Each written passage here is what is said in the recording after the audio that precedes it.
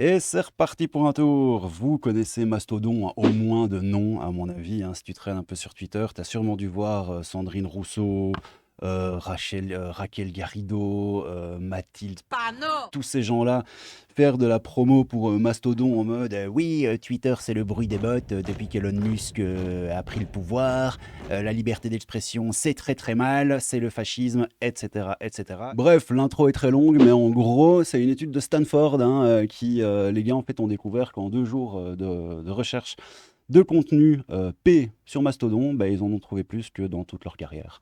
Voilà, hein, Mastodon, allons-y quoi. Allons-y, quoi. On regarde ça les petits potos. C'est parti. Oui, on y est. Donc, Mastodon, le réseau social gauchiste, hein, est un nid de P. Et c'est très grave. Mastodon, le réseau social préféré des woke et de l'extrême gauche, est un véritable nid de pervers P. En 2 jours d'analyse, les chercheurs de Stanford y ont trouvé plus d'images d'abus S sur enfants que dans toute leur carrière. Voilà, hein, ça te dit déjà le niveau. Cohn-Bendit, on est sur du très très haut level, hein, les frérots. Depuis le rachat de Twitter par Elon Musk, de nombreux utilisateurs fuient l'oiseau bleu pour se réfugier sur Mastodon, une plateforme jugée plus en accord avec leurs idéaux de tolérance, de diversité et d'inclusivité. Ça c'est sûr que sur Mastodon, de l'inclusivité, il y en a beaucoup. C'est fantastique. Avec le changement de nom et de logo de Twitter pour X, cet exode a pris une ampleur nouvelle. Une myriade de tweetos craignant l'excès de liberté d'expression. Déjà, toi, j'ai peur qu'il y ait trop de liberté d'expression. Tu vois. Non. Bref, on va pas rentrer dans le sujet. Moi, je suis pour une liberté d'expression totale. Moi, je suis pour argument contre argument, argument contre argument, et que le meilleur gagne. Mais bon, a priori, c'est fasciste, donc pas ma haine. Donc, craignant l'excès de liberté d'expression, s'inscrit sur le réseau social décentralisé. Alors, malheureusement, comme bien souvent, le wokisme va de pair avec la paix. C'est ce que confirme une étude édifiante de l'Observatoire Internet de Stanford, révélant que Mastodon est un véritable repère de pervers. C'est mignon. Première image P au bout de 5 minutes. On se croirait sur coco.fr, les frérots. C'est oufissime. En seulement 2 jours et 325 000 publications analysées, les chercheurs ont découvert plus de 112 images et vidéos d'abus S sur enfants. Dès les 5 premières minutes de recherche, c'est oufissime.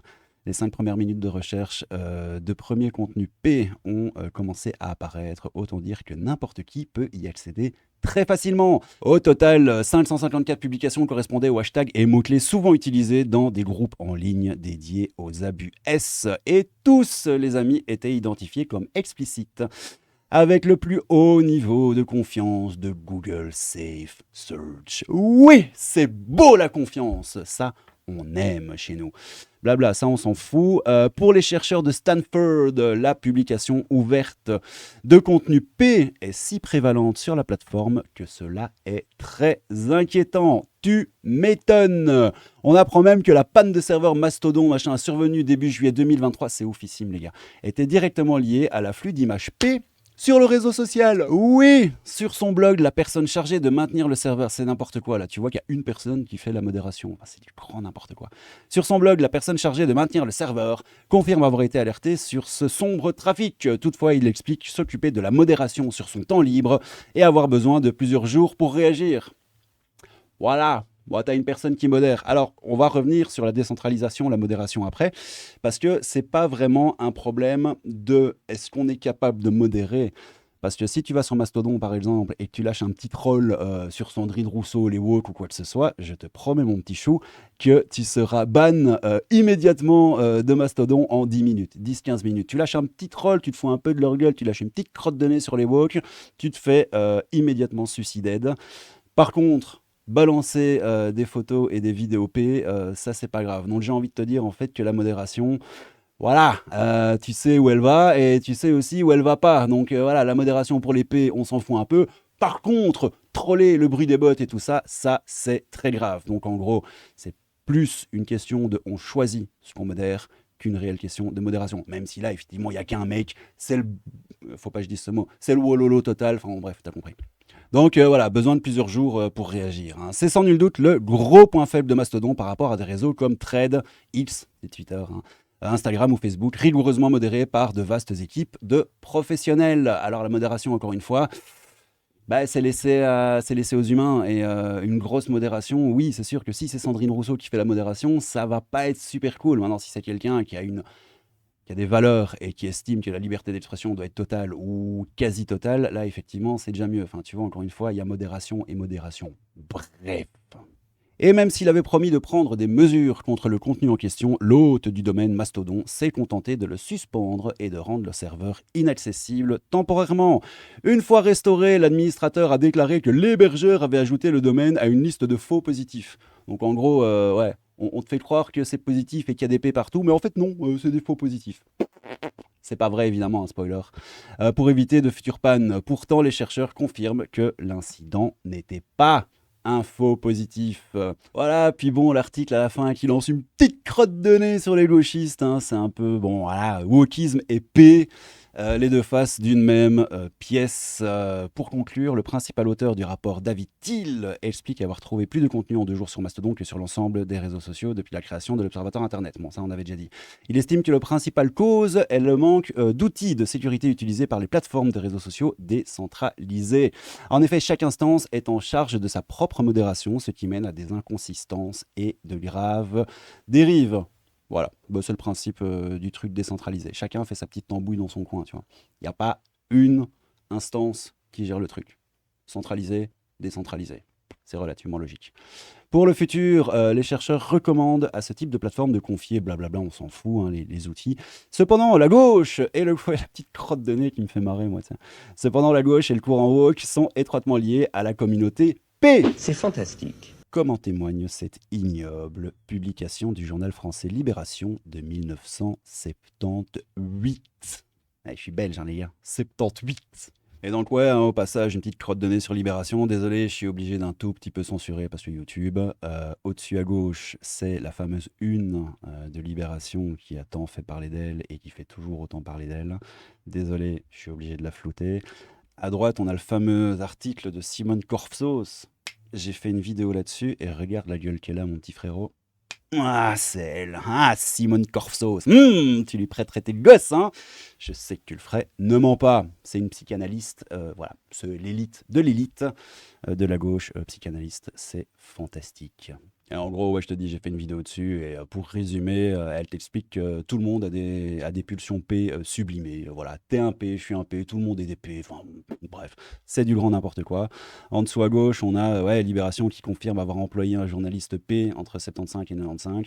J'ai pas relu l'article, mais je l'avais lu à l'époque et en gros, c'est limite le mec se baladait avec son petit, c'était son chien, quoi, tu vois. Enfin bref, imagine ce qu'un homme peut faire de pire à un gamin et était déjà largement en dessous de ce qui s'est réellement passé. Et les journalistes de Libération le savaient, tout le monde le savait, mais il laissait faire parce que voilà, c'est fantastique. Et celle-ci, moi, qui me fait beaucoup rire, bon, je suis obligé, encore une fois, désolé de flouter, mais c'était un tweet d'Emmanuel Macron qui disait « En ce 8 mai où nous célébrons la victoire de la liberté, oui, c'est beau, Manu, c'est beau, je condamne l'acte de vandalisme comme hier au palais de Tokyo. » Encore une fois, je suis obligé de flouter l'image, mais vous vous rappelez, c'est la fameuse peinture où, soi-disant, c'était pour lutter contre la guerre en Ukraine, c'était pour rappeler les trucs de la guerre, enfin bref.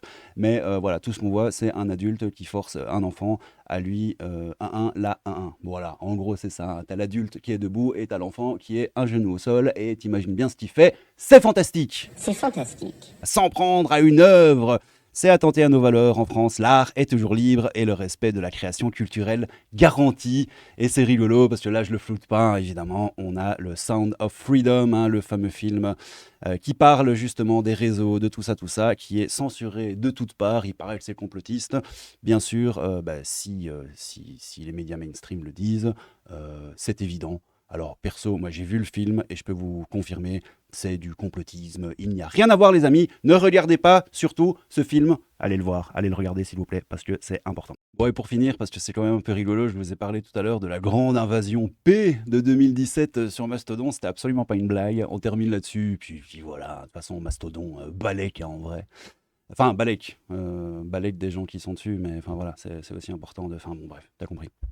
La grande invasion P de 2017, ça me turbofume. Vous pouvez penser qu'un terme comme la grande invasion P semble ridiculement hyperbolique, mais une invasion est exactement la façon dont la communauté Mastodon l'a décrite à l'époque. Le 14 avril 2017, les utilisateurs Mastodon à travers le réseau ont commencé à voir ce que les utilisateurs ont décrit comme un déluge de PP, enfin bon bref, j'ai censuré, mais t'as capté, se fédérer à travers leurs instances, générées par ce que les utilisateurs ont décrit comme une invasion organisée de P. C'est oufissime, hein, les gars. La communauté Mastodon, qui n'avait qu'un an à l'époque, environ 160 000 utilisateurs, a dû avoir, c'est vraiment dingue, a dû avoir l'impression d'une invasion organisée, car le nombre d'utilisateurs de Mastodon a soudainement augmenté d'environ 140 000 personnes, ou quasi 2 fois, ouais, c'est ça, doublé la base d'utilisateurs de Mastodon en l'espace d'un week-end. Pire encore, le 17 avril, les deux plus grandes instances sur lesquelles vivaient ces envahisseurs sont devenues les premières et deuxièmes plus grandes instances du réseau. Voilà, donc en gros, la grande invasion d'épée, hein, au bout d'un moment, ils étaient 40% de la population totale du réseau, ou 50% si l'on inclut leur réseau rapidement tentaculaire d'instances satellites fédérées. Enfin bon, bref, voilà, c'est une espèce d'énorme toile d'araignée, hein. Bref, on va pas aller plus loin, je crois que vous avez compris le truc, hein. Derrière, il te parle de les communautés P continuent de dominer Mastodon. Enfin bon, bref. C'est un énorme bordel, on va pas se mentir. Voilà, Mastodon. J'ai envie de dire comme Sandrine Rousseau, Go Mastodon, oui, abat le patriarche caca. Enfin bref, allez, je termine la vidéo, je crois que vous avez capté un peu l'histoire. Mastodon, voilà, repère de... Finalement, est-ce que ce ne serait pas simplement qu'une orientation sexuelle? Ah, punaise, aux États-Unis, ils essaient de te vendre des trucs pareils, t'sais. Et j'ai comme l'impression que ça va venir en Europe très très vite, plus vite que vous ne le pensez, mes petits potos. Va falloir faire attention à vos gosses. Bon allez, prenez soin de vous les gars, c'était le crabe fantôme sur Mastodon. Ah, c'est dommage, j'avais eu envie de... Ah, je voulais tweeter une dinguerie, enfin je voulais pouetter une dinguerie sur Mastodon. Et t'as vu, ça c'est mon compte à 2 balles, hein, Caribou Joyeux. Voilà. Et Caribou Joyeux, il voulait tweeter un truc genre est-ce que Mastodon est vraiment un repère de paix? Enfin, tu vois, un truc dans le genre. Et voir en combien de temps j'allais me faire dégager du réseau. Mais en fait, balistique.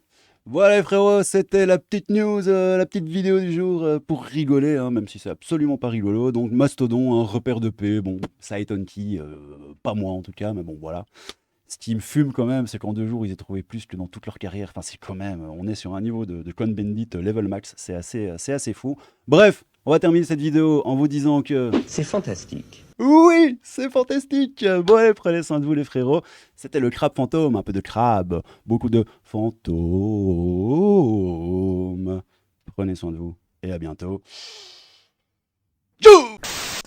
En ayant des expériences avec les gosses, en jouant avec eux, en ayant des rapports émotionnels et même sexuels, sexuels dans le sens émotif, caresse, etc.